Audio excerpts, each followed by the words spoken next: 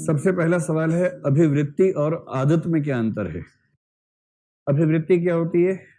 एक ऐसी चीज जिसमें आपका कॉग्निटिव, इमोटिव और बिहेवियरल टेंडेंसी हो।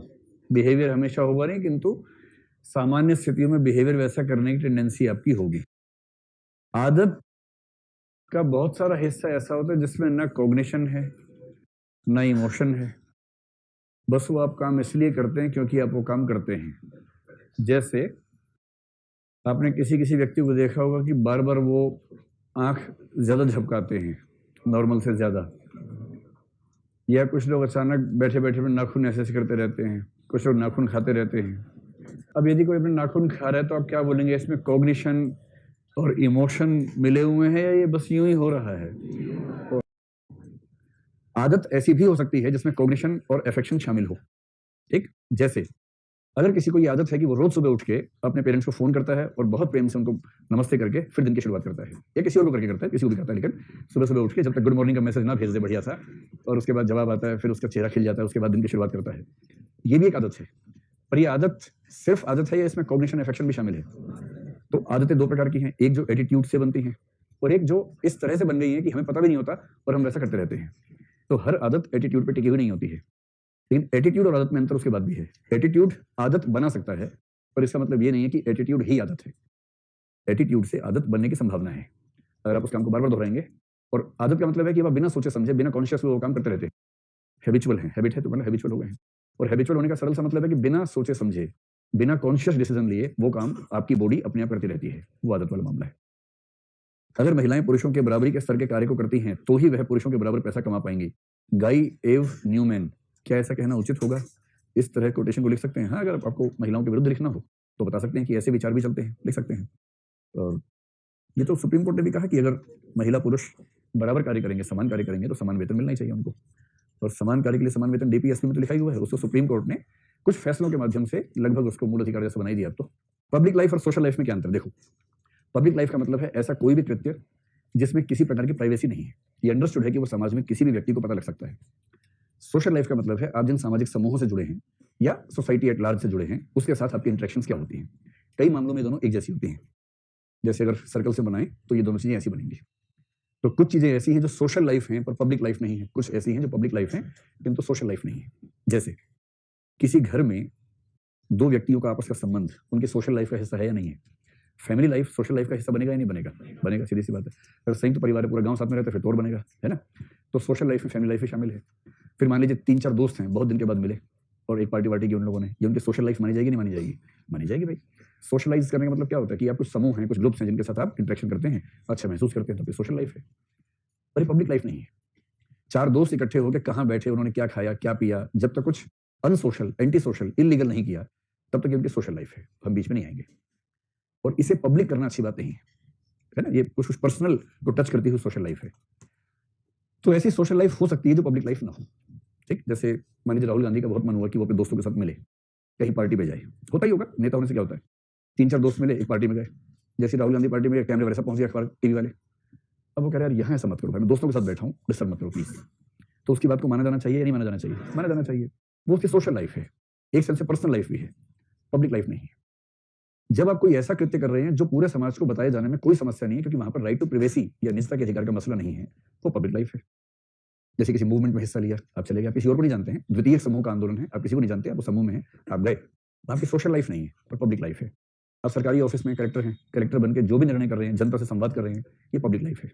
जनता के 20 लोग बैठे हैं, आप किसी एक से बात कर रहे हैं, अपनी बात कह रहे हैं, इंस्पेक्शन कर रहे हैं, पब्लिक लाइफ है, सोशल लाइफ नहीं है। और बहुत सारा मसला है जो पब्लिक लाइफ भी है, सोशल लाइफ भी है।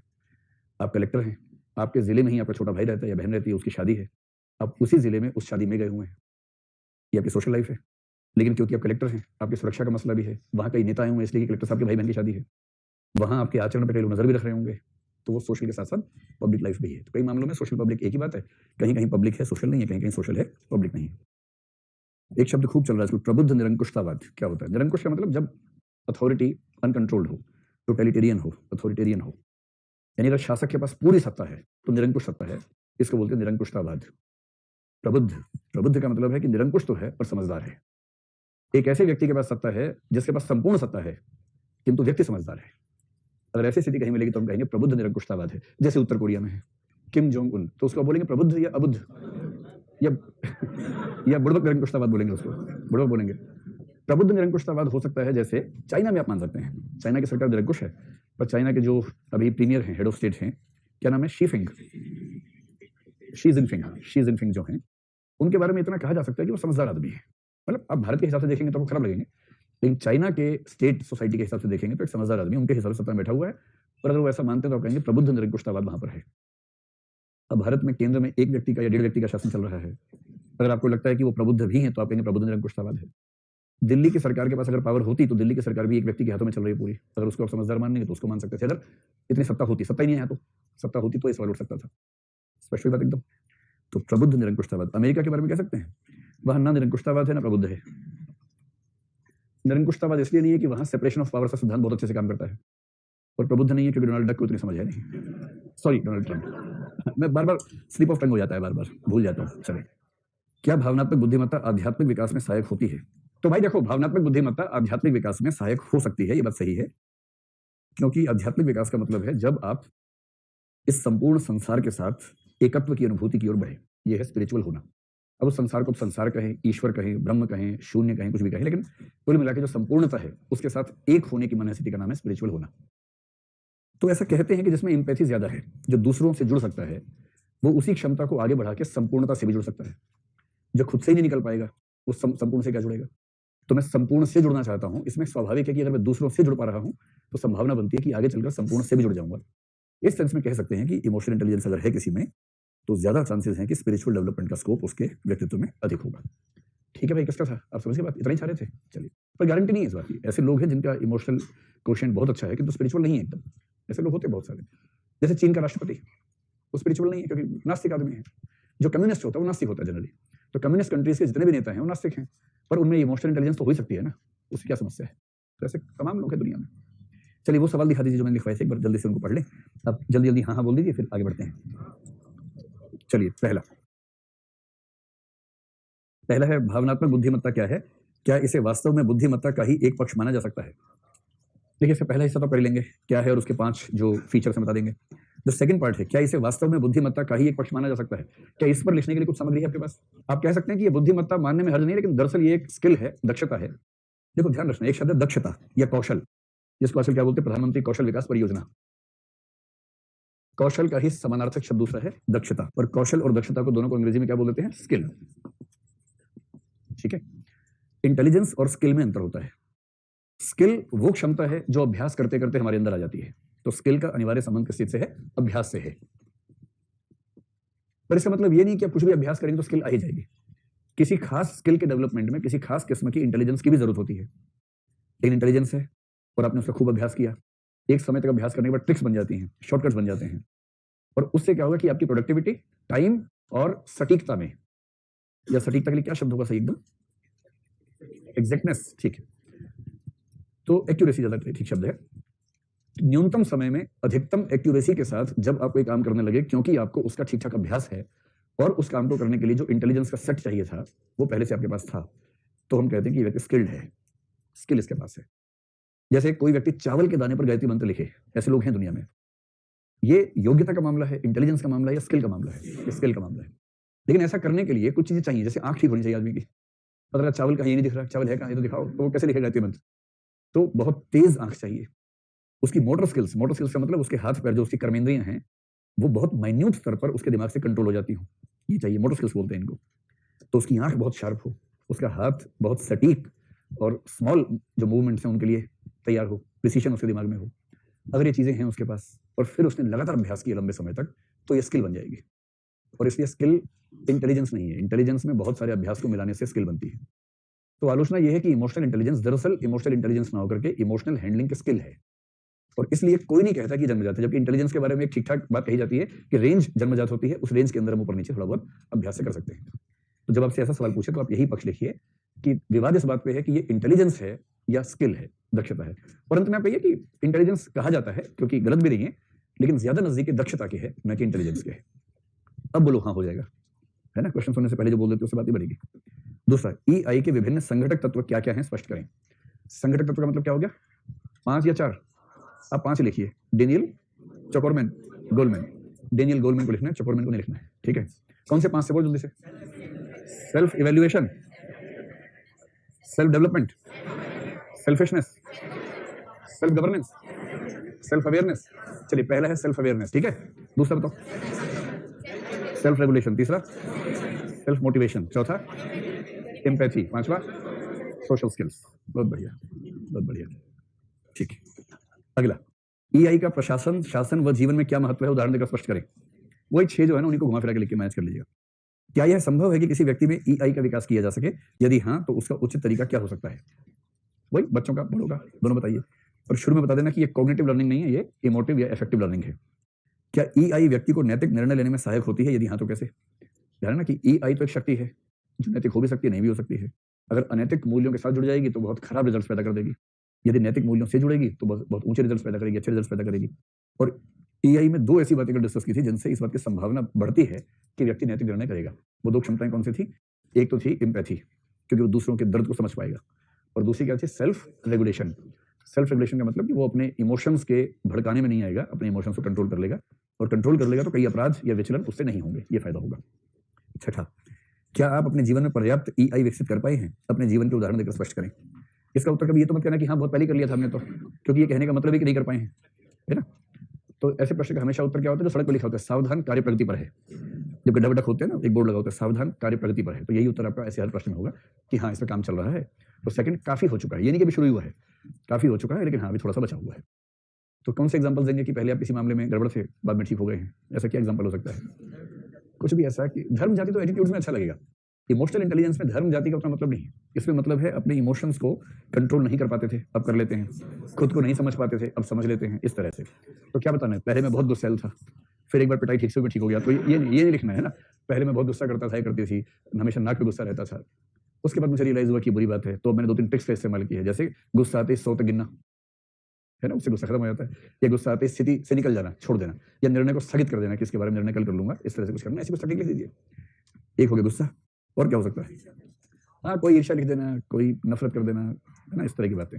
और दया, अनकंट्रोल दया हो जाती थी, अनकंट्रोल करुणा हो जाती थी, ये लिख सकते हैं। तो किसी दुखी व्यक्ति को देखकर मैं खुद को संभाल नहीं पाती थी, ऐसे में पाती थी ज़्यादा अच्छा लग रहा है सुनने में, पाता था वाले तो होता नहीं ऐसे लोग, तो पाती थी, मैं खुद रोने लग जाती थी या रोने लग जाता था। धीरे धीरे मैंने अपनी भावनाओं पे काबू पाना सीखा, और अब मैं रोता नहीं हूँ, अब मैं सहायता करने का प्रयास करता हूँ। ऐसा कुछ, हालांकि गोलूपन ज़्यादा इस वाले आंसर में, लेकिन चल जाएगा। एक आध नंबर 2 या 3 पे लाइन चल जाएगा। अरे भावनात्मक, हे भगवान। एक और अच्छी बात इसमें हो सकती है, सार्थ ने बड़ी अच्छी बात कही है, मतलब मेरे सबसे पसंदीदा कथनों में से एक कथन है सार्थ का, if you are lonely when you are alone you are in a bad company. जिस समय आप अकेले हैं, यदि उस समय अकेलापन महसूस करते हैं, तो आप अच्छी संगति में नहीं हैं। इसका सही मतलब ये होता है कि जो अपने आप से दोस्ती कर लेता है उसको अकेलापन खत्म हो जाता है, मस्त रहता है, मजे में रहता है, खुद से बात कर लेता है। ये सेल्फ अवेयरनेस वाला मामला हो जाएगा।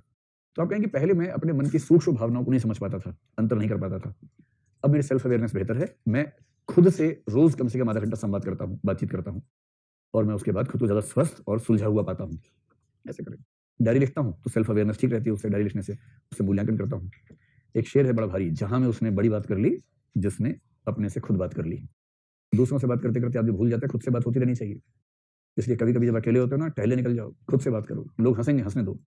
लोग देखेंगे कि अकेले टहल रहा है, अकेले हंसा जा रहा है, अकेले बोले जा रहा है, तो मन में बोलो, मतलब बोल के मत बोलो, लेकिन उसके बाद आप पाएंगे कि बड़ा है। हाँ, तो 1 घंटा कर लो, कोई बात नहीं। अगर बहुत दिन से बात नहीं हुई, 2 घंटे भी होगा, सीधी सी बात है।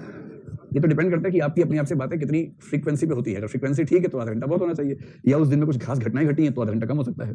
किसी दिन 2 मिनट भी काफी होंगे। ऐसे कर ले। हाँ, सीधे हाँ ना से कर सकते हैं, कोई दिक्कत नहीं है। सीधे मैं वाली भाषा से लिखिए। ये कह रहे कि इस प्रकार के उत्तर की शुरुआत हाँ ना से कर सकते हैं सीधे। हाँ, मैं ऐसा कर पाया हूँ, नहीं मैं ऐसा नहीं कर पाया हूँ, कर सकते हैं। जहाँ हाँ या ना उत्तर हो, या तो क्योंकि हाँ या ना है नहीं, हाँ और नहीं है, तो बेहतर होगा कि 1-2 वाक्य के बाद उस चीज को लेके आए। जैसे आप लिखें कि महाविद्यालय में आने पर मुझे पहली बार एहसास हुआ कि मेरी भावनात्मक परिपक्वता सीमित है। इस एहसास के बाद मैंने कई स्तरों पर प्रयास करना शुरू किया कि मैं इस स्थिति को ठीक करूं। वर्तमान में मैं पहले से काफी बेहतर स्थिति में हूं, हालांकि कुछ क्षेत्रों पर अभी भी काम करना बाकी है। फिर उदाहरणों पर आ जाइए। पहले ऐसा था, अब मैं ऐसा हो गया हूं। पहले मैं ऐसा था, अब ऐसा हो गया हूं। क्या से क्या हो गया? अरे क्या से क्या हो गया मतलब पहले मैं क्या था, अब मैं क्या हुआ हूं। अभ्यास से, कौशल विकास कार्यक्रम से, ऐसे बताना है। हर बात को सब सोचने लगते हैं, हार्मोनल लोचा है। 7th लास्ट, किसी ऐसे नेता या प्रशासक का उल्लेख कीजिए जिसकी ईआई ने आपको प्रभावित किया है। कुछ उदाहरण देकर उसकी ईआई को स्पष्ट कीजिए। ऐसे हर मामले में नंबर 1 चॉइस है महात्मा गांधी। सीधे महात्मा गांधी को लाइए और बताइए मैं तो उन्हीं से प्रभावित हूँ और किसी से हो ही नहीं पा रहा हूँ।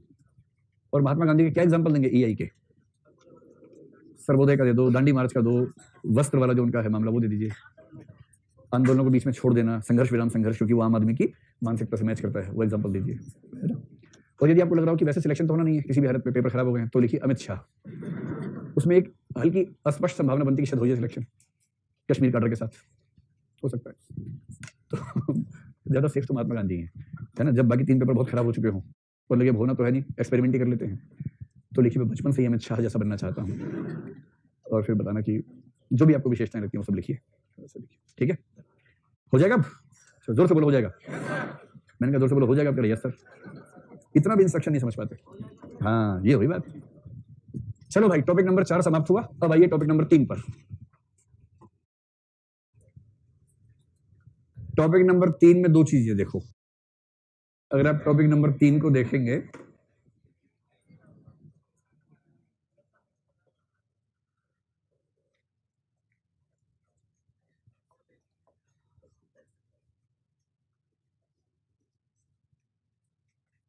देखो ये है टॉपिक का नाम, aptitude and foundational values for civil services. इनमें से एक शब्द जिससे आप परिचित हैं, एक तो एंड है, एक फॉर है, एक सिविल सर्विसेज है ना। अब जो 3 शब्द हैं काम के वो हैं एप्टीट्यूड, फाउंडेशनल वैल्यूज, ठीक है।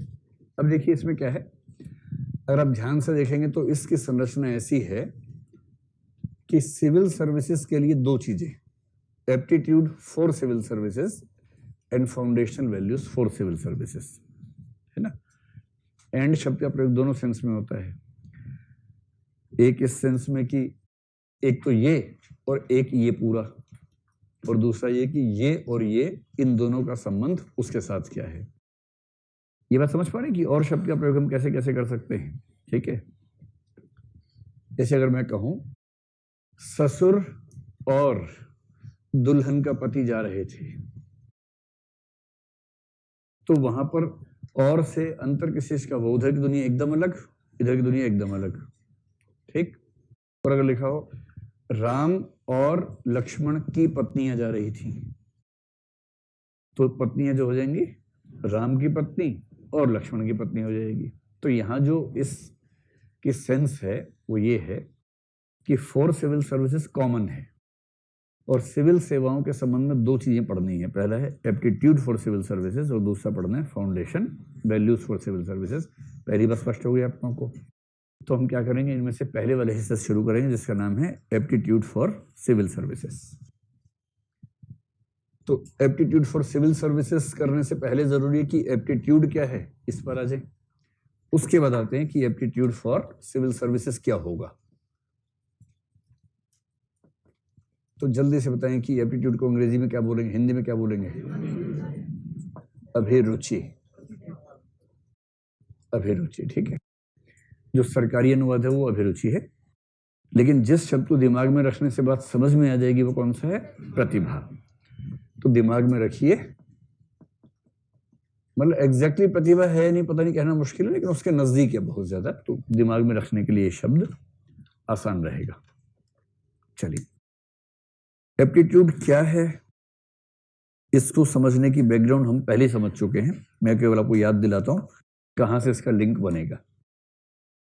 देखिए, सारा खेल इस बात का है कि मनुष्य जीवन में सफल होना चाहता है। तो सब लोग चाहते हैं कि हमारे अंदर वो चीजें पैदा हो जाएं जिनसे व्यक्ति सफल होता है। और जो बच्चे स्कूल में बहुत गंभीरता से पढ़ते हैं वो इसी चक्कर में पढ़ते हैं कि इससे वो जीवन में सफल हो जाएंगे, इसी भाव से पढ़ते हैं ना। बचपन से HW ठीक से करते हैं, यहाँ तक कि CW भी ठीक से करते हैं स्कूल जाने के बाद, इस उम्मीद से कि आगे चल के वो बहुत सफल होंगे। लेकिन ऐसे जोक्स व्हाट्सएप पे खूब आते हैं। कल किसी ने मुझे दिखाया, एक स्वामी जी थे, वो स्पीच दे रहे थे, उनका एक वीडियो क्लिप आई थी। गंजे वाले स्वामी जी, यंग स्वामी जी हैं, तो उन्होंने, आपने देखा ही होगा, मैं फिर भी याद दिला देता हूं। उसमें एक बहुत रोचक बात बताई गई थी। उसमें क्या था कि स्कूल में या कॉलेज में 5 तरह के बच्चे होते हैं। एक वो हैं जो साइंस पढ़ते हैं, नंबर 2 वाले कॉमर्स पढ़ते हैं, नंबर 3 वाले आर्ट्स पढ़ते हैं, नंबर 4 वाले 10वीं तक ही पढ़ पाते हैं, नंबर 5 वाले बिल्कुल भी नहीं पढ़ते हैं। ठीक। और जीवन में सफलता का क्रम इसका विपरीत रहता है उस वीडियो के हिसाब से। वास्तविकता नहीं पता मुझे, उस वीडियो के हिसाब से। जो साइंस पढ़ते हैं वो इंजीनियर बनते हैं और इंजीनियर बन के कुछ बड़ा काम करते हैं, मतलब कोई सड़क बना दी, पुल बना दिया, वो सब करते हैं, सॉफ्टवेयर बना देते हैं। कॉमर्स वाले जो उनके तुलना में थोड़े से कमजोर थे औसतन, हर व्यक्ति की बात नहीं हो रही है, कुछ लोग तो महान हो सकते हैं उनमें, वो एमबीए कर लेते हैं और फिर एमबीए के अंडर इंजीनियर काम करता है। आर्ट्स वाले उनसे भी खराब होते हैं। ये मैं कह नहीं रहा हूं, उसमें कहा गया था, मैं खुद आर्ट्स वाला हूं। और आर्ट्स वाले आईएएस बन जाते हैं, आईएएस के अंडर एमबीए काम करता है और एमबीए के अंडर इंजीनियर काम करता है। जो 10वीं में फेल हो गए थे वो नेता बन जाते हैं, फिर नेताओं के अंडर आईएएस काम करता है और फिर वही चेन चलती रहती है। और जो कभी स्कूल गए ही नहीं वो स्वामी बन जाते हैं, बाबा बन जाते हैं, और बाबाओं के अंडर नेता काम करते हैं, नेताओं के अंडर आईएएस काम करते हैं, आईएएस के अंडर एमबीए, एमबीए के अंडर इंजीनियर। तो बताओ आप में से कौन कौन इंजीनियर है? लेकिन ये वो वाले इंजीनियर है जो आईएएस बनने वाले हैं। इसका मतलब ये 2 स्टेप और ऊपर निकल जाएंगे और उसके बाद फिर नेता वेता बनेंगे तो और बड़ी बात हो जाएगी। ये बात भी सही नहीं है ना? ये बात भी हंसी मजाक वाली बात है, लेकिन आप समाज में देखेंगे तो सच में ये कहना बड़ा मुश्किल है कि जो स्कूल में पढ़ने में सबसे अच्छे थे वो जीवन में सबसे सफल होंगे। ऐसा बिल्कुल नहीं है, ऐसा रत्ती भर नहीं है। स्कूल कॉलेज में जो पढ़ने में बहुत खराब थे उनमें से कई लोग जीवन में इतने सफल हो जाएंगे, और जो पढ़ने में बहुत अच्छे थे उनमें से कई लोग जीवन में इतने औसत रहेंगे कि आपकी एकेडमिक क्वालिफिकेशंस, आपके स्कूल कॉलेज की उपलब्धियां और आपके जीवन की सफलताओं में लिंक सीधा है नहीं। इसलिए दुनिया का हर समाज सोचता है कि हमें सफलता का लिंक समझ में आ जाए तो हम उसी पे काम करें। तो सफलता किस चीज से मिलेगी, इस पर सोचते सोचते अंत में एक शब्द पे बात आके टिकी है, वो है एप्टीट्यूड। कि एप्टीट्यूड से आप अनुमान कर सकते हैं कि व्यक्ति की सफलता कितनी जीवन में है, और यह अनुमान कर सकते हैं कि कौन से क्षेत्र में व्यक्ति जाएगा तो सफल होगा। और इस वजह से सफलता की भूख ने यह मजबूरी पैदा की कि हम एप्टीट्यूड को समझने का प्रयास करें। और एप्टीट्यूड क्या है? एप्टीट्यूड की सारी स्टडीज, जो एक आपने व्याख्या पढ़ी ना, हार्वर्ड गार्डनर वाली व्याख्या, थियरी ऑफ मल्टीपल इंटेलिजेंसेस, आप यूं समझें कि गार्डनर की व्याख्या मूलतः इसलिए बनाई गई थी ताकि एप्टीट्यूड की समस्या का समाधान हो जाए। मैंने उस समय भी ये बात कही थी आपसे, समस्या थी एप्टीट्यूड को पहचानने की, समाधान के तौर पे आ गई थियरी ऑफ मल्टीपल इंटेलिजेंसेस। तो सबसे पहली बात, कोई आपसे पूछे एप्टीट्यूड क्या है, तो उसको बोल देना भाई 4 बातें ध्यान से सुन लो, अगर ये चारों हैं तो इसका मतलब ये एप्टीट्यूड है। आपके नोट्स में बहुत स्पष्ट रूप में इसके बारे में वर्णन किया हुआ है। तो एप्टीट्यूड क्या है? किसी क्षेत्र विशेष, है ना, कोई ये नहीं कह सकता कि मेरे पास तो ऐसा एप्टीट्यूड है कि मैं किसी भी क्षेत्र में कुछ भी कर सकता हूं ना। किसी क्षेत्र विशेष या क्षेत्रों का समूह भी हो सकता है कि आप इन 2-3 क्षेत्रों में आप अच्छा काम कर सकते हैं, ऐसा हो सकता है। किसी क्षेत्र विशेष में यदि प्रशिक्षण दिया जाए,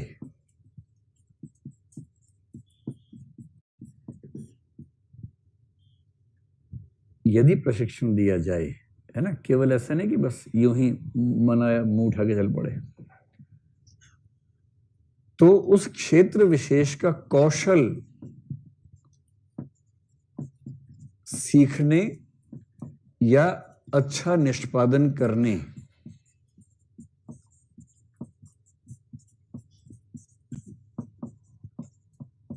की प्रबल संभावना, गारंटी इसके बाद भी नहीं होती है, प्रबल संभावना होती है। ठीक, किसी क्षेत्र विशेष के बारे में होगा, प्रशिक्षण दिया जाए ये जरूरी है, और उसके बाद कौशल सीखने या अच्छा निष्पादन करने की प्रबल संभावना होगी। और ये तीनों चीजें जिस चीज पर लागू होंगी, अगर मैं कॉमन एक बात कह दूं, वो है ऐसी विशेषताओं या क्षमताओं का समूह।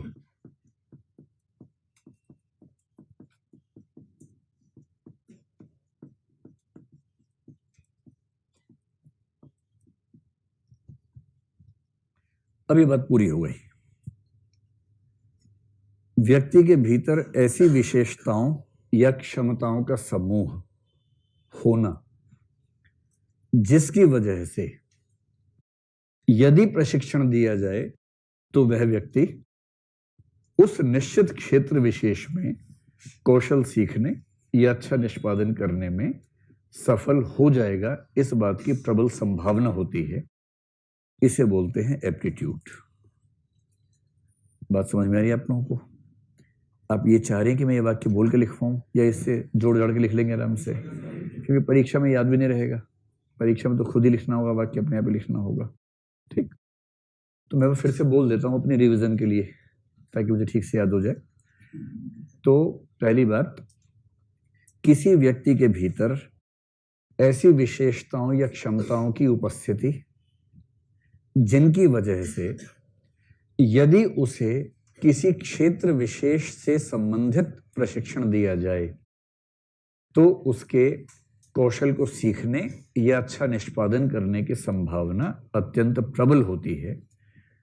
उन क्षमताओं या विशेषताओं के समूह को कहते हैं एप्टीट्यूड, यानी कि अभिरुचि। हाँ या ना? हाँ, बहुत बढ़िया। अब कोई आपसे पूछे कि अभिरुचि की विशेषताएं बताओ, तो जो परिभाषा में लिखा है उसी को तोड़ के लिख दो तो विशेषताएं हो जाएंगी, जोड़ के लिखा तो परिभाषा हो गई। तो आप ये बताएं कि एप्टीट्यूड जन्मजात होता है या अर्जित होता है? अब एक काम करें, रुको तो सही, इसमें एक चीज और जोड़ लीजिए। बेशक यहां पर उस परिभाषा में कहीं जोड़ना चाहें जोड़ सकते हैं, या यहां जो लिखा ना विशेषताओं या क्षमताओं का समूह, यहां लिखिए जन्मजात या अर्जित विशेषताओं या क्षमताओं का समूह। अब और स्पष्ट हो गया। अब मैं कह रहा हूं जन्मजात या अर्जित, लेकिन इसमें ये सीधी सी बात है कि जन्मजात की संभावना ज्यादा होती है। तो विशेषता क्रमांक 1, अब आप बताएं कि एप्टीट्यूड जन्मजात है, अर्जित है, दोनों हो सकता है, या दोनों हो सकता है किंतु इनमें से एक का अनुपात ज्यादा होता है। प्रायः जन्मजात किंतु अर्जित भी हो सकता है।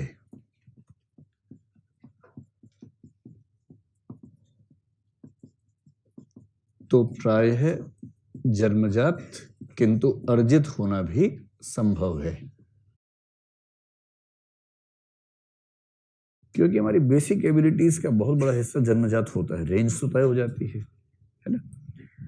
इसलिए जो मैंने आपको पहली क्लास में कहा था कि सचिन तेंदुलकर बनने के लिए केवल प्रैक्टिस से काम नहीं चलता है ना, उसके लिए कुछ प्रतिभा चाहिए, जन्मजात प्रतिभा चाहिए। हाँ, ऐसे खेल जिनमें इंटेलिजेंस नहीं चाहिए ज्यादा, जिनमें क्रिएटिविटी नहीं चाहिए, जिनमें केवल अभ्यास चाहिए, उनमें हो सकता है कि अर्जित का एलिमेंट ज्यादा हो। जैसे तेज दौड़ना, जैसे मैराथन दौड़ना, कि व्यक्ति 42 किलोमीटर दौड़ लेता है।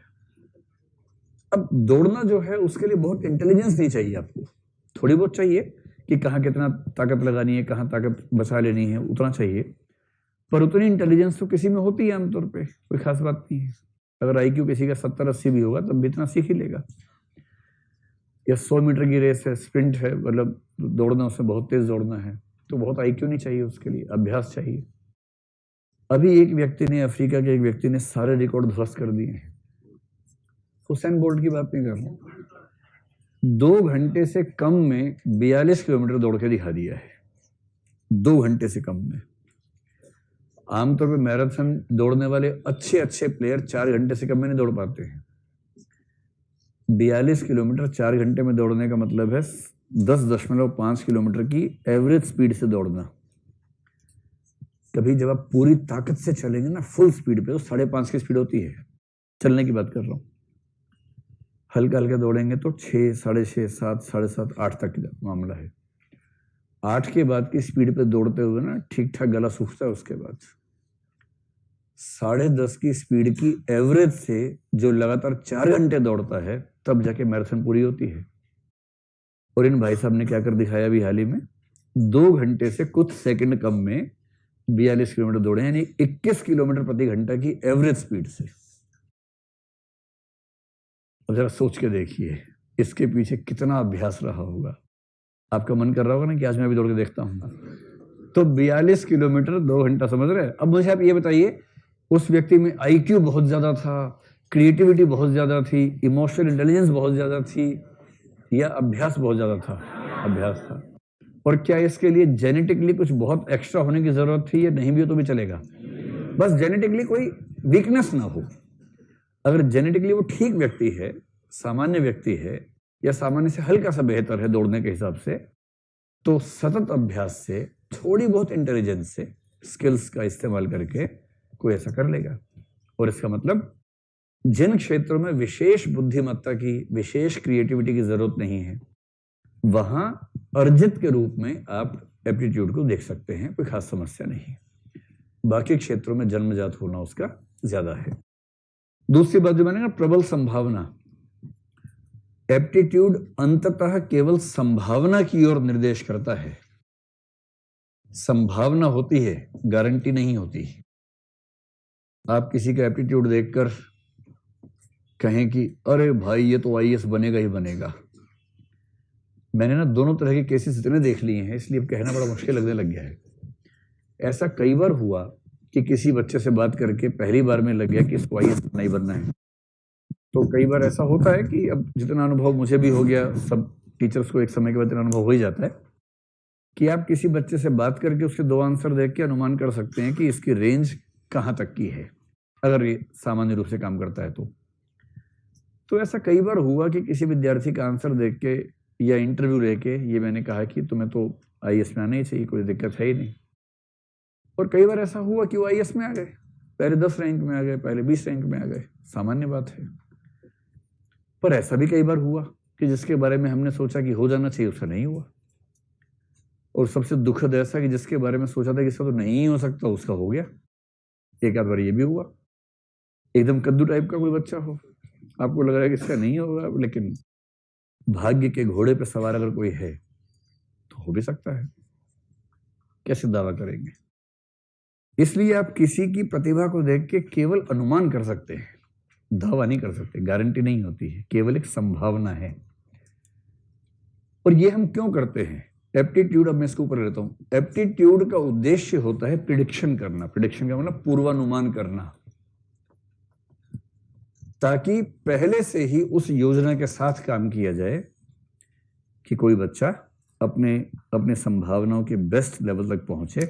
इस वजह से ऐसा हम करते हैं। और जब भी आप प्रतिभा की परिभाषा दें तो अंत में एक वाक्य में स्पष्ट कर दें कि कुछ लोग गलती से इसको बुद्धिमत्ता और रुचि समझने लगते हैं, पर ये न तो बुद्धिमत्ता है और न ही ये रुचि है, ये उन दोनों से भिन्न वस्तु है। मेरे ख्याल से आप समझ पा रहे होंगे एप्टीट्यूड क्या चीज है और ये कैसे बुद्धिमत्ता और रुचि से अलग है। वैसे हम इनका अंतर भी समझ लेते हैं ताकि चीजें क्रिस्टल क्लियर रहें आपके दिमाग में, स्पष्ट एकदम यहां तक। तो आईएएस बनने के लिए क्या होना चाहिए? सिविल सेवाओं के लिए एप्टीट्यूड होना चाहिए। अभी वो भी समझते हैं, पता लगेगा अभी आपको। चलो, तो एक बार एक पेरेंट्स ने टीचर को फोन किया, बच्चे के टीचर को, मैथ्स के टीचर को, और उससे पूछा कि ये बताइए कि मेरा बच्चा मैथ्स में कैसा है।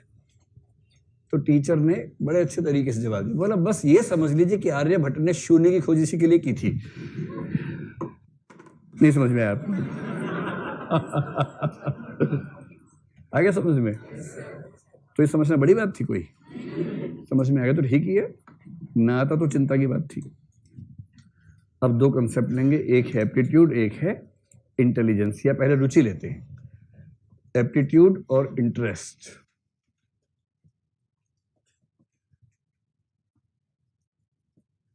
इन दोनों में क्या अंतर है, क्या संबंध है?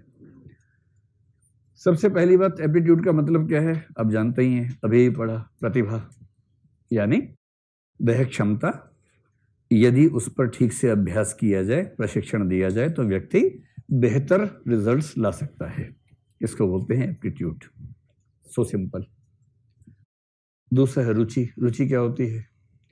आप में से कितने लोगों की रुचि फिक्स है? बताइए कि मेरी रुचि यह कार्य करने में है।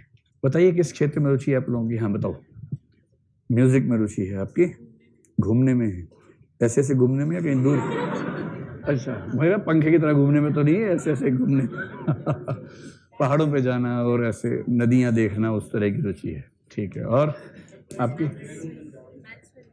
किसमें? मैथ्स पढ़ने में। क्या बात है, बस आर्यभट्ट ने आपके लिए ही गणित की खोज की थी, है ना? गणित की खोज की थी। बहुत बढ़िया। चलिए, और कोई बताए किस चीज में रुचि है आप लोगों को? किसमें? Recording, coding. कोडिंग करते हो? क्या बात है यार, गजब, बहुत बढ़िया। चलिए, अब बताओ रुचि होती क्या है? जो आप लोगों ने कहा कि रुचि है, रुचि का नहीं, हॉबी नहीं होती है। इंटरेस्ट और हॉबी अलग चीज होती है। अगर कोई आपसे पूछे कि इंटरेस्ट और हॉबी में क्या अंतर है, कुछ नहीं है। इंटरेस्ट की इंटेंसिटी बढ़ा देंगे तो हॉबी हो जाएगी। Intensified interest is hobby. जिस रुचि में तीव्रता ज्यादा हो उसे कहते हैं हॉबी। हॉबी को भी हिंदी में क्या बोलते हैं? अभिरुचि। एप्टीट्यूड की हिंदी क्या है? अभिरुचि। तो तभी रुचि कौन सी है पता नहीं, सारी तो अभी ही है। तो अनुवाद की समस्या है। आपके इंटरेस्ट बहुत सारे होते हैं, जिस इंटरेस्ट को लेकर आपको तीव्रता ज्यादा महसूस हो उसको आप कहेंगे हॉबी। और मुहावरों की भाषा में कहते हैं इंटरेस्ट वो है जो समय मिलने पर किया जाता है, हॉबी वो है जिसके लिए समय निकाला जाता है। कहने का तरीका है, लफाजी ही है, कुछ नहीं है इसके अलावा। लेकिन हाँ, इस तरीके से बात कहेंगे इंटरव्यू में तो बात में वजन आ जाएगा और आपकी बात का प्रभाव पड़ेगा। समझ गए? तो जो समय मिलने पर किया जाए इंटरेस्ट, जिसके लिए समय खोजा जाए, ढूंढा जाए, वो हॉबी है। तो इंटरेस्ट क्या है? यदि व्यक्ति ठीक स्थिति में है और उसके पास समय है तो वह अपने खाली समय में जो कार्य अपनी इच्छा से करना चाहेगा, उपलब्ध विकल्पों में से जो कार्य अपनी इच्छा से करना चाहेगा, वह उसकी रुचि है। तो रुचि का मतलब क्या हुआ कि खाली समय में, एक तो समय खाली होना चाहिए। इसलिए जब आईएएस के बच्चों से पूछते हैं कि बेटे आपकी रुचि क्या है, इंटरव्यू में बोलते हैं आपने रुचि के लायक छोड़ा है हमें, रुचि क्या है? खाली समय होता है हमारे पास, कभी 18 घंटे पढ़ना पड़ता है, 6 घंटे सोना पड़ता है, क्या रुचि क्या है? तो रुचि तो आईएएस बनने के बाद सोचेंगे क्या है, अभी तो बस बनाओ किसी तरह से हमें आप। तो पहली कसौटी भी खरा नहीं उतरता आपने खाली समय में। तो खाली समय में उपलब्ध विकल्पों में, जिसके पास विकल्प नहीं है, बचपन में मम्मी ने कहा था कि बेटा कपड़े धो के दिखाओ, हाँ वेरी गुड, बहुत अच्छी चमकार है, कल और अच्छा धोना। धोते धोते धोते धोते एक ही विकल्प था, बाद में उसको लगने लगा उसकी रुचि कपड़े धोना ही है या खाना बनाना ही है। अब समझ रहे ना वो डिबेट जो पहले हुई थी एक बार हमारी, ये उसी डिबेट की मैं फिर इशारा कर रहा हूँ कि अगर आपके पास विकल्प हों बहुत सारे, खाली समय में उपलब्ध विकल्पों में से अपनी इच्छा के अनुसार किसी विकल्प का चयन जब आप करेंगे तो इससे पता लगता है कि आपकी रुचि क्या है। आप खाली हैं, आपके सामने एक म्यूजिक सिस्टम है, आप गीत सुन सकते हैं, गजल सुन सकते हैं, उसमें हर तरह के गीत आपके पास हैं। पेंटिंग ब्रश भी रखा हुआ है, कैनवास भी रखा हुआ है, पेंटिंग भी कर सकते हैं। एक फास्ट म्यूजिक के साथ वहाँ पर डांस करने वाला डांस फ्लोर भी बना हुआ है, आप वहाँ उछल कूद भी मचा सकते हैं। स्विमिंग पूल भी है, मेरा तालाब मतलब पानी में नहा भी सकते हैं अगर मन करे तो। देसी स्विमिंग पूल यानी कि तालाब, इसमें नहा भी सकते हैं। एक घोड़ा बंधा है, घुड़सवारी भी कर सकते हैं अगर अभ्यस्त हैं, वरना घोड़ा भी सवारी करना चाहता है तो चांस की बात है कौन किससे सवारी करेगा, लेकिन अभ्यास है तो ही करना चाहिए। तो अब इनमें से आप जो चुनेंगे, अब मसूरी जाओगे ना ये सब विकल्प मिलेंगे। अभी तो सोचेंगे ये सब विकल्प कहाँ होते हैं, नेहरू विहार में कहाँ होते हैं, सब वहाँ मिलेंगे। घोड़े हैं, घुड़सवारी कर लो भाई, गाड़ी है, गाड़ी चला लो, शौक है ड्राइविंग का तो और हर तरह के पर्वतारोहण कर लो, दुनिया भर के विकल्प मिल जाते हैं। शूटिंग का शौक है तो बंदूकें चला के देखो, शूट करके देखो। कैमरे का शौक है, दुनिया भर के कैमरे हैं, उनसे शूटिंग सीख लो, कोई सिखा देगा आपको। म्यूजिक है, पेंटिंग है, हर चीज उपलब्ध है। आप जिस भी शौक को परस्यू करना चाहें कर सकते हैं। अब इनमें से आप जो एक चुन लेंगे कि 10 ऑप्शंस हैं, आपने उनमें से एक चुना, ये आपकी रुचि है। क्या रुचि का कोई संबंध प्रतिभा से है, ये जरूरी होता है, या कोई ऐसा अनिवार्य लिंक नहीं होता है? जैसे मेरे अंदर गाना गाने की प्रतिभा माइनस में है, 0 भी नहीं है, माइनस में है, पर रुचि बहुत है।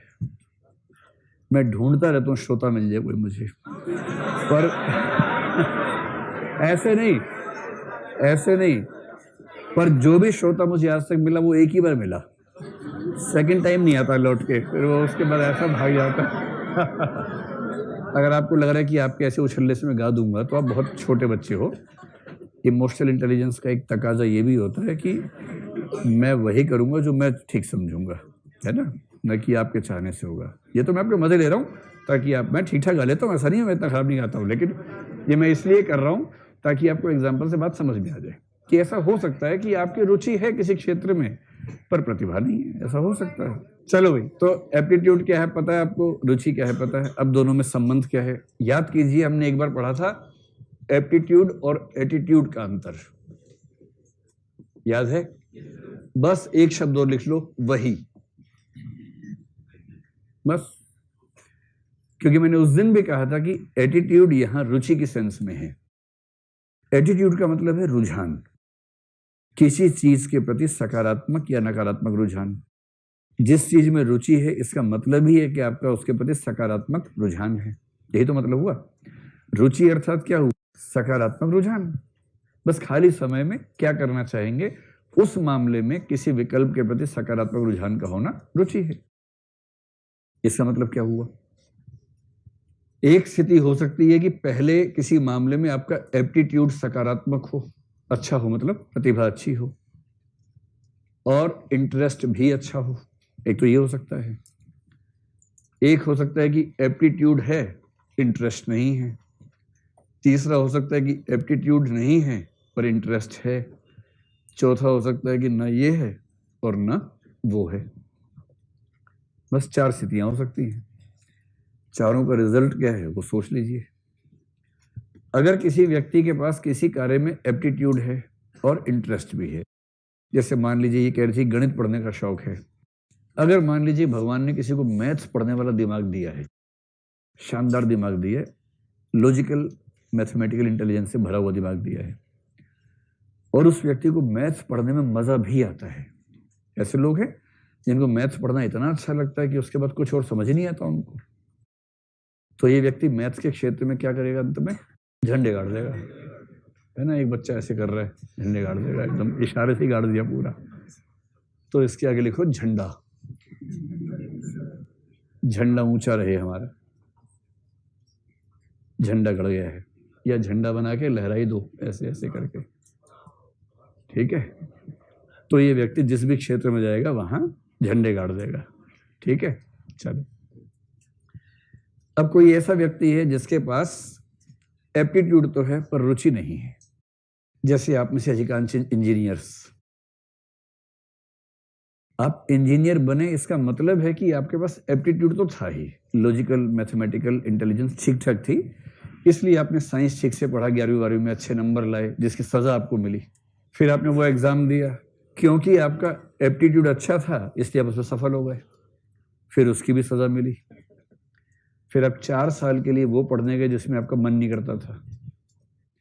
तो ऐसे इंजीनियर हाथ खड़ा कर ले जो ईमानदारी से मानते हैं कि 4 साल खराब किए हैं, पढ़ने का मन नहीं करता था, वो सब बकवास। ऐसे इंजीनियर संख्या 6, 7, 8 पाई गई है। और ऐसे इंजीनियर्स जो कह रहे हैं कि 4 साल मजा आ गया पढ़ के, क्या पढ़ाई थी, ऐसे भी 8-10 हैं। गुड, नहीं, अंतर है। कॉलेज में मजा आ गया वो अलग बात है, आप लोग अंतर मेंटेन कीजिए। 4 साल कॉलेज की जिंदगी में मजा आ गया वो एकदम अलग मसला है। 4 साल कॉलेज में इंजीनियरिंग की पढ़ाई करके मजा आ गया, ये अलग मसला है। तो ऐसे लोग जो कहना चाह रहे हैं कि इंजीनियरिंग के विषय पढ़ के मजा आया, वो हाथ खड़ा करें सिर्फ। हाँ, ऐसे लोगों की संख्या 7, 8, 10 के आसपास है। गुड। और लगभग इतने ही हैं जो कह रहे हैं कि नहीं, हम उसके लिए नहीं बने हुए थे, हम वहां फंस गए थे। तो जिनको मजा आया होगा, उनका एप्टीट्यूड भी था, रुचि भी थी, वो तो इस वर्ग में आ गए। तो क्या गाड़ के होंगे? झंडे। और जिनका एप्टीट्यूड था, रुचि नहीं थी, वो इनको उखाड़ के आ गए होंगे। उनका झंडा ऐसे पड़ा होता है, क्या कर बेचारे, उनका झंडा नीचे दम से गिर जाता है, क्या करे, नहीं उनको समझ में आता।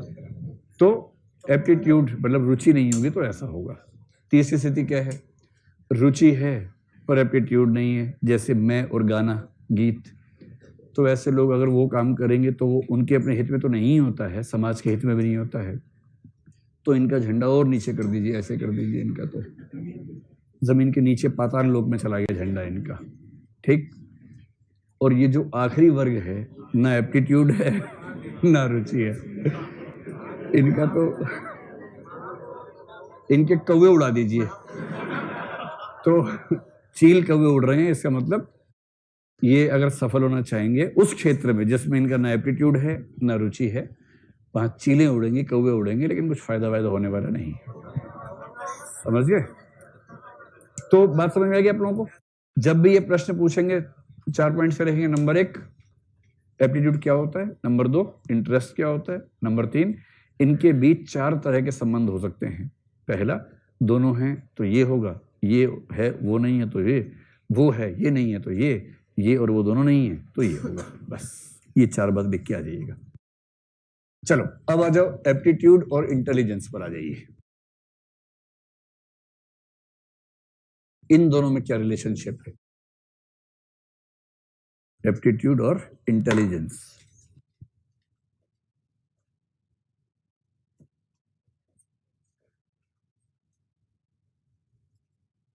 तो अभिरुचि और बुद्धिमत्ता, इन दोनों के बीच का संबंध क्या है? अब देखो ध्यान से, सारा खेल इस बात का है कि आप इंटेलिजेंस से क्या समझते हैं। जब भी कोई आपसे पूछे ना कि इन दोनों में अंतर बताओ या संबंध बताओ, तो सबसे पहले बताने कि पहले इन दोनों का अर्थ निश्चित कर लेते हैं।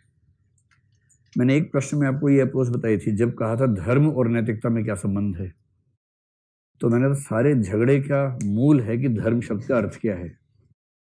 अगर धर्म का अर्थ स्वकर्तव्य पालन है तो धर्म और नैतिकता समानार्थक है, और यदि धर्म का अर्थ मजहब है तो धर्म और नैतिकता एक दूसरे के सहायक भी हो सकते हैं, विरोधी भी हो सकते हैं, एक दूसरे से भिन्न भी हो सकते हैं। तो जब भी 2 शब्दों में आपको तुलना करनी हो, संबंध देखना हो, तो पहली शर्त है कि आप उन पदों को या शब्दों को ठीक से डिफाइन कर लें। यहां जो झगड़ा है वो डेफिनेशन का है। एप्टीट्यूड क्या है वो तो हमें पता है, एग्जैक्टली पता है, इसमें समस्या नहीं है। इंटेलिजेंस की धारणा इतनी सारी हैं कि अगर आप इंटेलिजेंस को यूनिफैक्टर इंटेलिजेंस माने, ये शब्द सुना हुआ लग रहा है आप लोगों को? सुना सुना सा है कि सुना सुना सा है?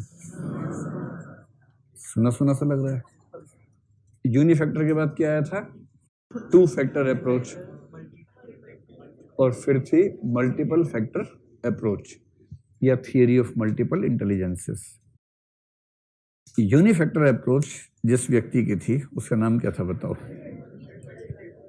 बिने, BINET, बिनेट, एल्फ्रेड बिनेट। ठीक है। और जिस व्यक्ति ने कहा कि इंटेलिजेंस 2 फैक्टर है, उसका नाम था चार्ल्स स्पीयरमैन। बहुत बढ़िया, वेरी गुड, चार्ल्स स्पीयरमैन। और जिस व्यक्ति ने कहा theory of multiple intelligences, Harvard gardener. ठीक है। अब दिक्कत इसमें क्या है? मैंने आपसे कहा ना कि हार्वर्ड गार्डनर की रिसर्च का मूल कारण था एप्टीट्यूड की खोज करना। उसे कहा गया इंटेलिजेंस की खोज की उसने, लेकिन दरअसल उसने जाने अनजाने में खोज कर दी एप्टीट्यूड की। कुछ वैसे कि कोलंबस अमेरिका पहुंचा, बोला भारत आ गया हूं, उसे पता नहीं था कि कहीं और पहुंच गया है। तो ऐसी गार्डनर ने इंटेलिजेंस की खोज करने के प्रयास में गलती से क्या खोज दिया? एप्टीट्यूड को खोज दिया, उसे पता नहीं चला। यूनिफैक्टर इंटेलिजेंस का मतलब होता है जिसको हम कहते हैं लॉजिकल मैथमेटिकल इंटेलिजेंस।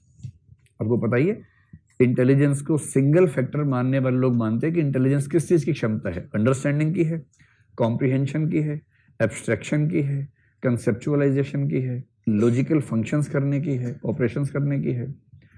इसका मतलब, और ये सारी क्षमताएं ऑलमोस्ट एक क्षमता से बनती हैं जिसको हम लॉजिकल मैथमेटिकल इंटेलिजेंस कहते हैं।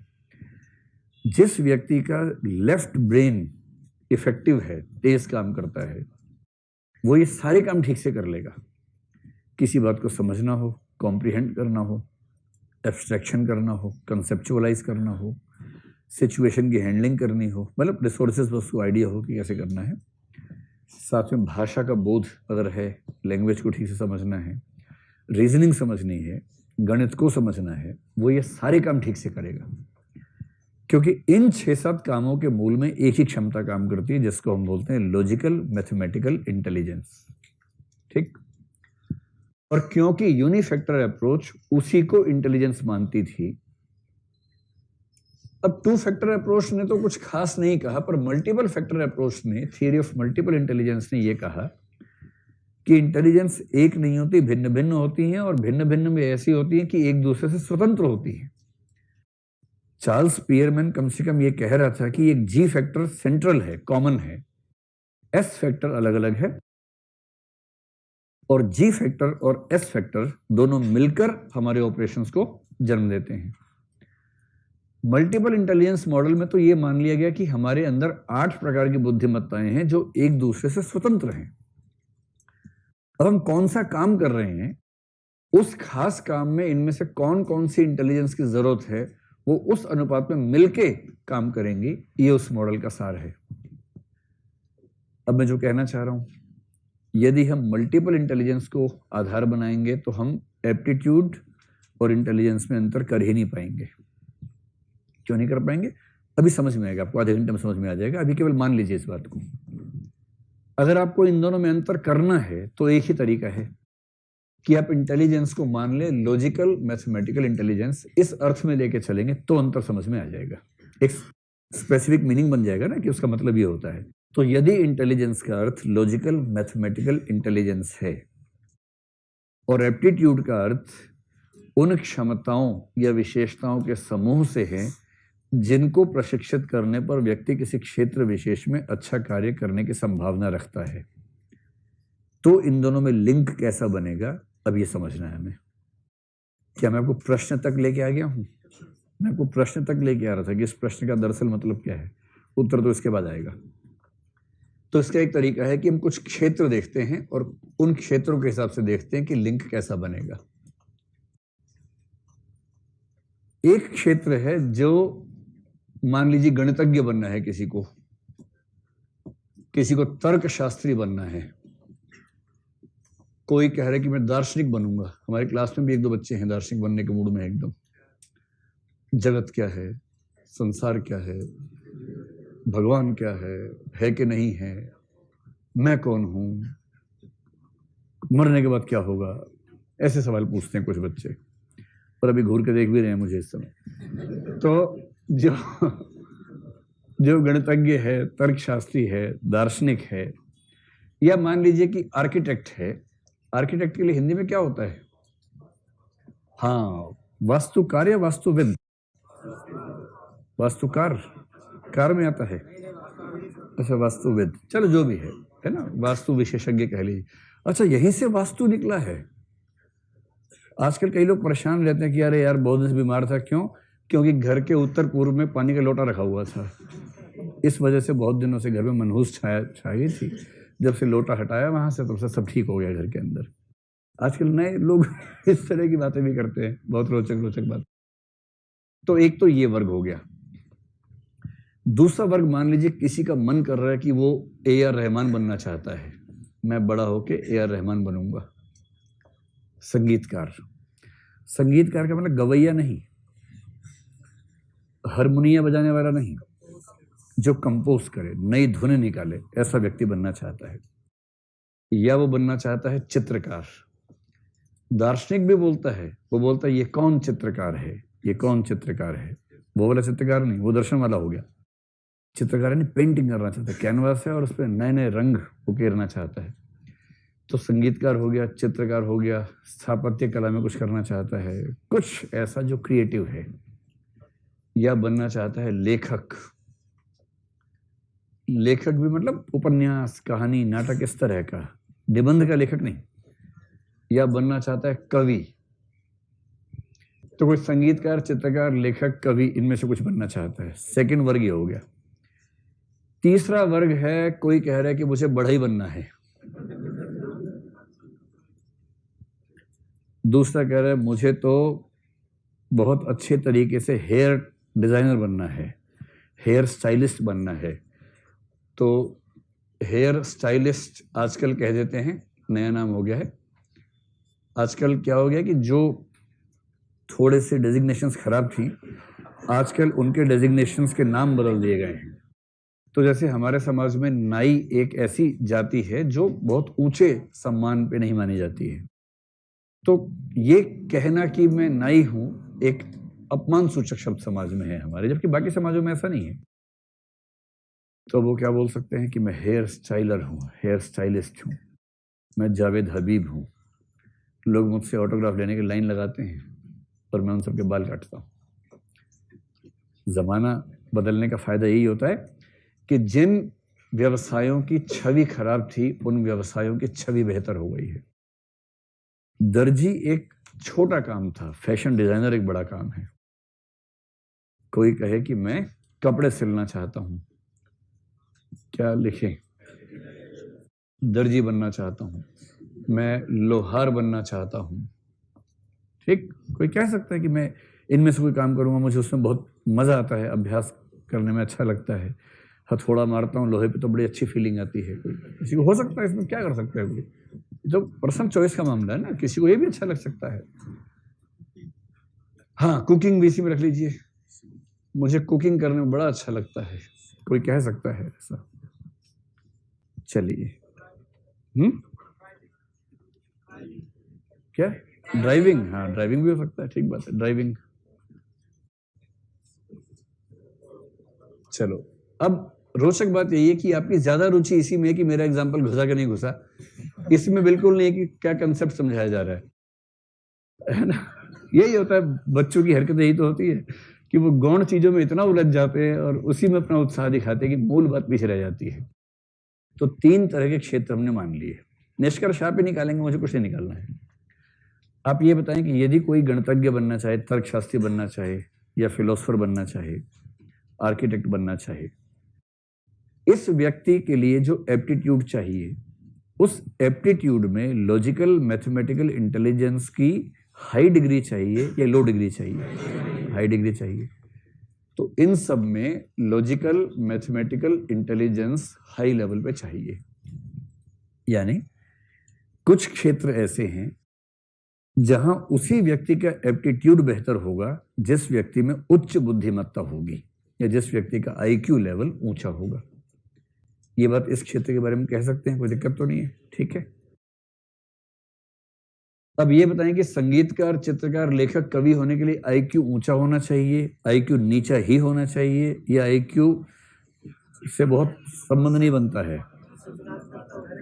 बहुत संबंध नहीं बनता है। इन सब के लिए क्या चाहिए? क्रिएटिविटी।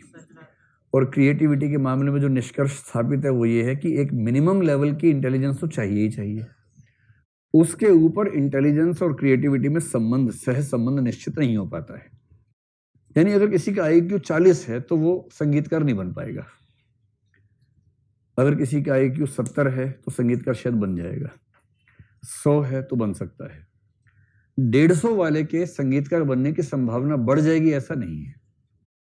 हो सकता है कि 150 आईक्यू वाला उतना अच्छा संगीतकार ना बन पाए जितना अच्छा संगीतकार 100 आईक्यू वाला बन जाए। लेकिन हाँ, 70 आईक्यू है, 60 आईक्यू है तो उसके संगीतकार बनने की संभावना कम है। इसका मतलब यह हुआ कि इन सब क्षेत्रों में एक मिनिमम लेवल जरूरी है। मिनिमम लेवल ऑफ इंटेलिजेंस तो जरूरी है, लेकिन उसके ऊपर कोरिलेशन नजर नहीं आता। ऊपर कोरिलेशन या सहसंबंध नजर नहीं आता। क्या मैं आपको समझा पा रहा हूं? क्रिएटिव फील्ड में अगर कोई व्यक्ति एप्टीट्यूड रखता है तो यह तय है कि उसका आईक्यू बहुत नीचा नहीं होगा। पर एक न्यूनतम आईक्यू होने के बाद उसके आईक्यू के लेवल और उसकी क्रिएटिविटी के लेवल में कोई सह संबंध बन पाए, इसी गारंटी नहीं है। अब तक का रिसर्च यही बता रहा है। ठीक। नंबर 3 पर हमने जो व्यवसाय लिए हैं उनमें इंटेलिजेंस ज्यादा चाहिए, क्रिएटिविटी ज्यादा चाहिए या अभ्यास ज्यादा चाहिए? अभ्यास ज्यादा चाहिए। ये अभ्यास केंद्रित कार्य हैं। इन कार्यों में अगर आईक्यू लेवल बहुत ऊंचा नहीं भी है तो भी चलेगा, लेकिन अगर आईक्यू ऊंचा है तो व्यक्ति ये काम ठीक से करेगा या नहीं करेगा? तो भी अच्छे से कर लेगा। तो आईक्यू अच्छा है तो बेहतर है, कम है तो भी काम चल जाएगा। अच्छा आईक्यू है तो बेहतर है, आईक्यू कम है तो भी काम चल जाएगा। पहले क्षेत्र में कम आईक्यू से काम ही नहीं चलेगा, दूसरे क्षेत्र में एक आईक्यू लेवल के बाद इससे फर्क नहीं पड़ता है कि आईक्यू कितना है। थर्ड में कम आईक्यू से काम चल जाएगा, ज्यादा होगा तो फायदा होता जाएगा, कोई नुकसान उससे नहीं होगा।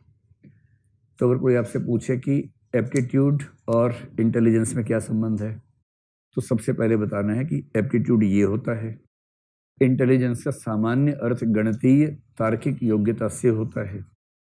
यदि इन शब्दों को इस रूप में लें तो इनके बीच में 3 तरह के संबंध बन सकते हैं, और ये तीनों संबंध आपको एक एक पैराग्राफ में लिख के समझा देंगे, एग्जाम्पल देकर। लिख पाएंगे? पक्का? जोर से बोलो हाँ। ठीक, बढ़िया जी।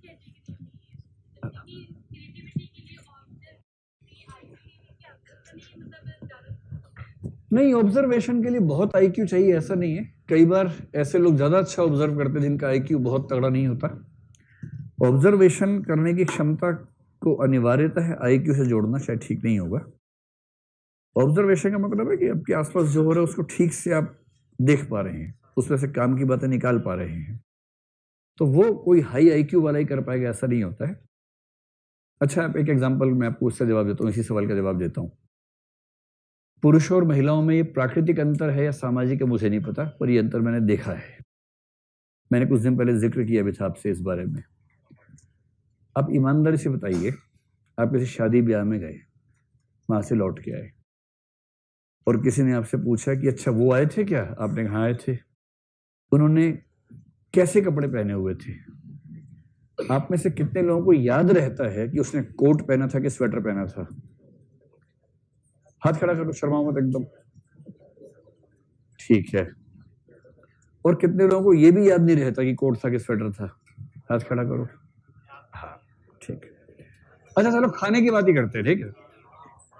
अभी आप जिस उम्र में उसमें खाना मुख्य आकर्षण रहता होगा आपका, हालांकि अकेला मुख्य आकर्षण नहीं होता होगा, लेकिन हाँ मुख्य आकर्षणों में से मुख्य आकर्षण भोजन रहता होगा, लेकिन थोड़ा बहुत तो बाकी भी रहता ही होगा। आप तैयार वैयार होकर जल वेल लगा के जाते ही होंगे कि शायद दूल्हे के साथ हमारी सेटिंग भी हो जाए कुछ ना कुछ, ये भाव तो रहता ही होगा। मतलब मेरी ऑब्जर्वेशन तो ये है कि दूल्हा दुल्हन कोई नहीं पूछता शादी में, उसके दोस्तों को, भाई बहन को, उन सबको देखिए, उनकी तैयारी का स्तर देखिए, सब आखेट के भाव से आते हैं। आखेट समझ रहे आप लोग? शिकार के भाव से आते हैं कि आज शिकार कर लेना है या हो जाना है, लेकिन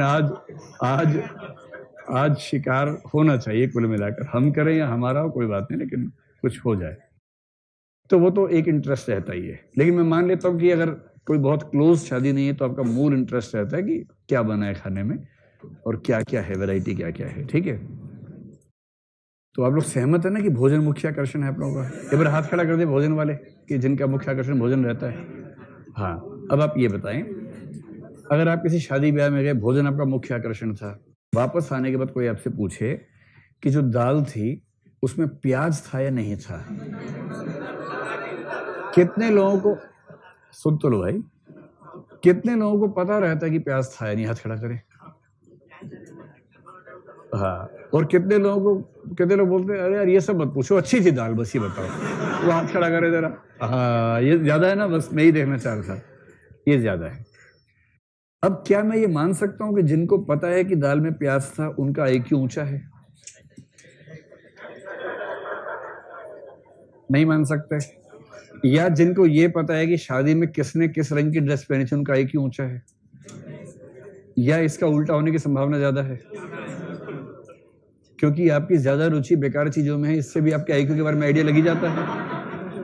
अगर आपकी ज्यादा रुचि इसी चीज में है किसने क्या पहना है, इससे आपके आईक्यू का कुछ तो अनुमान हो ही रहा है ना।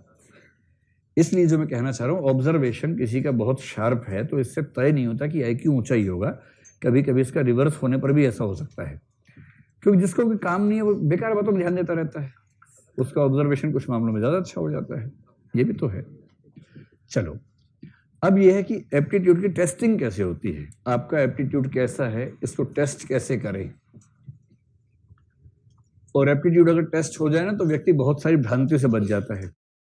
अगर बचपन में उसका टेस्ट हो जाए, उसको बताएं कि देखो बेटा तुम इस काम के लायक हो, ये कर लेना, ये कर लेना, ये दोनों सूट ना करें, नंबर 3 पे ये ठीक है, 4 पे ये ठीक है, और बेटा ये 4 काम तो मत ही करना, तुम्हारे बस की बात नहीं है। जैसे एक्टिंग में तो मत ही जाना, बहुत ही भोंदू लगोगे तुम उसमें एक्टिंग करते हुए। और बच्चा कहे नहीं मुझे तो अमिताभ बच्चन ही बनना है, तो अगर उसको बचपन में ठीक सलाह दे दी जाए कि नहीं नहीं ठीक नहीं रहेगा तुम्हारे लिए, तो कम से कम वो अपना जीवन खराब नहीं करेगा, बशर्ते कि आप सलाह जब दे रहे हैं तो ठोस आधारों पे हो, रैंडम सलाह ना हो, ठीक आधार पे होनी चाहिए। तो एप्टीट्यूड सही समय पर पता लग जाए तो हम अपने जीवन में बहुत सारा श्रम बचा सकते हैं, राष्ट्रीय श्रम बचा सकते हैं। किसी देश में असंख्य लोग ऐसे कामों को करने का प्रयास कर रहे हैं जिसके लिए वो बने नहीं हुए हैं। सबसे अच्छा समाज वो है जिसमें हर व्यक्ति वो काम करे जिस काम के लिए बना हुआ है। मतलब दोनों कॉम्बिनेशन, मैं बना हूं 4 में से किसी काम के लिए, उन 4 में से इसमें मेरी रुचि भी है तो मैं ये काम करूंगा। जो व्यक्ति अपने एप्टीट्यूड और इंटरेस्ट के आधार पर काम चुनेगा वो व्यक्ति जीवन में न केवल सबसे ज्यादा सफल होगा बल्कि सबसे ज्यादा संतुष्ट भी रहेगा।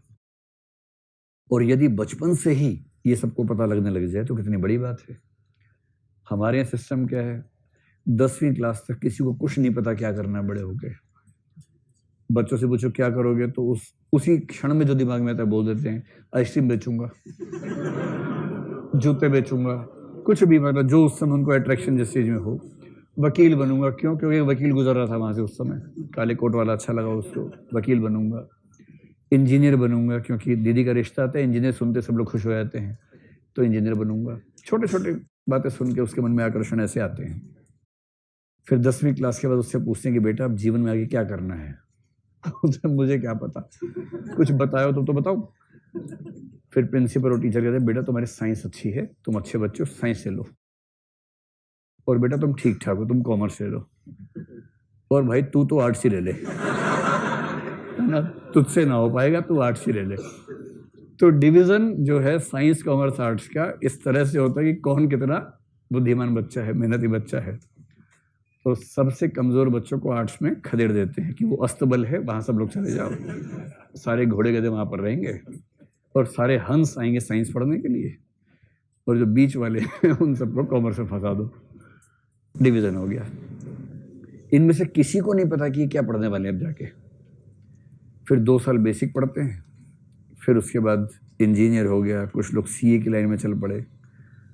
और मैंने तो ये पाया कि हमारे समाज में कम से कम 60 से 80% लोग ऐसे हैं जो लेटर लाइफ में इस बात से दुखी रहते हैं कि उन्होंने गलत क्षेत्र में ग्रेजुएशन कर ली, ये उनका मूल क्षेत्र था नहीं, फंस गए। आप में से कितने लोग ऐसा सोचते हैं? ऐसे क्या होता है? ठीक से हाथ ऊपर करो भाई। यहां कम लोग सोचते हैं। और कितने लोग मानते हैं ठीक क्षेत्र में किया? गुड। ये संख्या ज्यादा होने का मतलब समाज में संतोष ज्यादा है, बहुत बढ़िया। और सबसे बड़ा ग्रुप वही है जो इसमें भी शांत बैठा है। हमारा क्या था जो लाए थे? जो लिया यहीं से लिया, जो लिया यहीं लिया, जो आज मेरा है कल किसी और का था, परसों किसी और का होगा, वो उस मूड में है। अगर एप्टीट्यूड बच्चों को 10वीं क्लास में बता दिया जाए, सोचिए कितना अच्छा है। 10वीं क्लास के हर बच्चे का एप्टीट्यूड का टेस्ट हो जाए। अब तो एनटीए है हमारे पास, उससे करवा सकते हैं, होने भी वाला है शायद अगले साल से, जैसे अमेरिका में एसएटी होता है वैसे ही। बहुत फायदा है। क्या फायदा? देखिए, टेस्ट 2 तरह के होते हैं। एक को बोलते हैं जनरल टेस्ट या जनरलाइज्ड टेस्ट।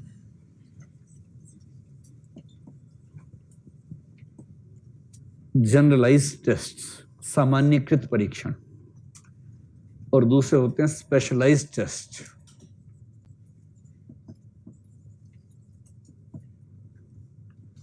विशेषीकृत परीक्षण। विशेषीकृत परीक्षण का मतलब है किसी क्षेत्र विशेष के लिए यह देखना कि व्यक्ति का एप्टीट्यूड कैसा है। ठीक, जब विशेष क्षेत्र के लिए देखेंगे तो इसके बहुत सारे टेस्ट हो सकते हैं। इनमें से एक है CSAT। क्या फुल फॉर्म है इसकी? Civil services aptitude test. Aptitude test है ना भाई। इसका मतलब सिविल सेवाओं के क्षेत्र में कोई व्यक्ति ट्रेनिंग मिलने पर अच्छा काम कर पाएगा या नहीं, इसकी टेस्टिंग CSAT है। ऐसे ही आप देखेंगे एक होता है MAT, मैनेजमेंट एप्टीट्यूड टेस्ट, कि यदि किसी व्यक्ति को मैनेजमेंट की दुनिया में भेज देंगे तो वो ठीक से मैनेज कर लेगा या नहीं कर। कैट तो कॉमन एडमिशन टेस्ट शायद होता है ना, तो उसका वो एक तरह का मैट ही है। कैट जो है एक तरह का मैट ही है, कोई अलग उसका कैटेगराइजेशन करना ठीक नहीं है।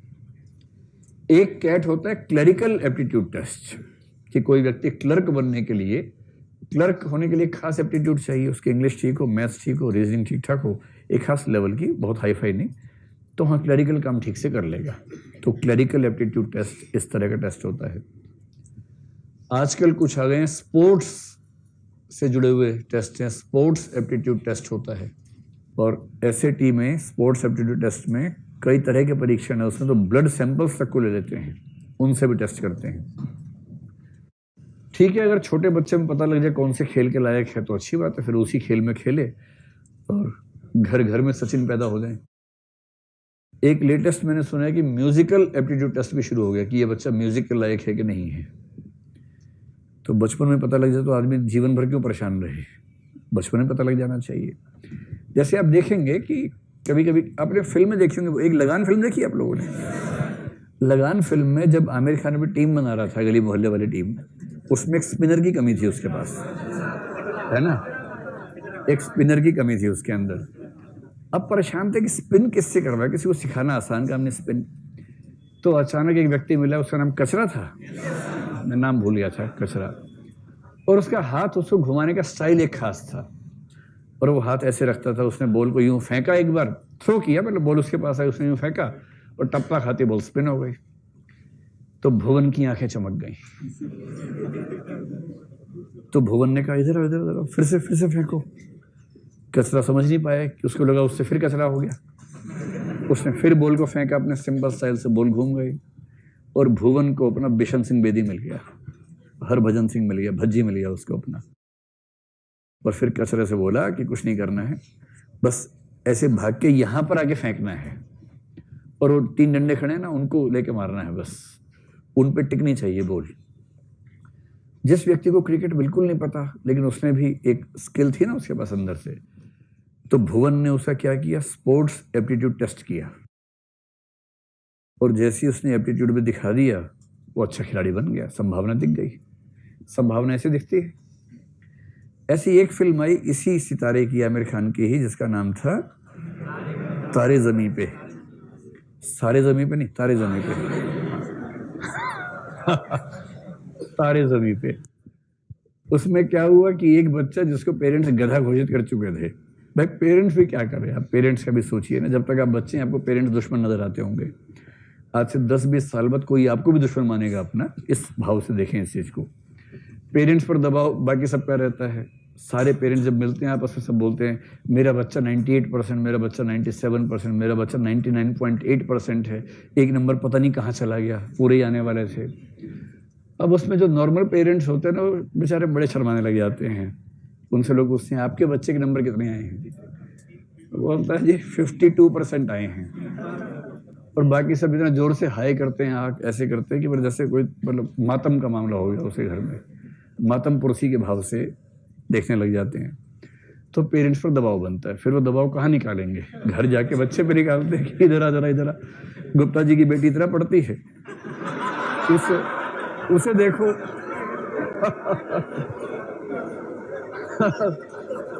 फिर वो बच्चा बोलते पापा उसी को देखता था इसीलिए नंबर नहीं आ रहे। इसी में तो फेल हो गया पापा। बच्चा भी क्या करे, उसके अपने कष्ट है बेचारे के। पेरेंट्स के अपने कष्ट है, तो पेरेंट्स सोचते हैं कि मार पिटाई से बच्चा समझदार बन जाए, पर मार पिटाई से जब वो खुद नहीं बने थे तो उनका बच्चा कैसे बनेगा? नहीं बनेगा, सीधी सी बात है।